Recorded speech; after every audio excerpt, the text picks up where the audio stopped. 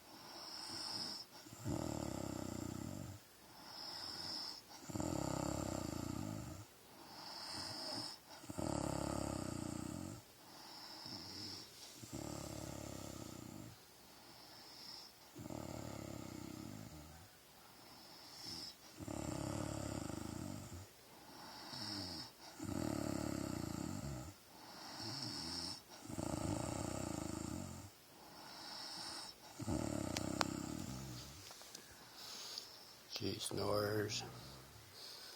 $1,000 is needed immediately so we can get the survey work started. Talking about how they should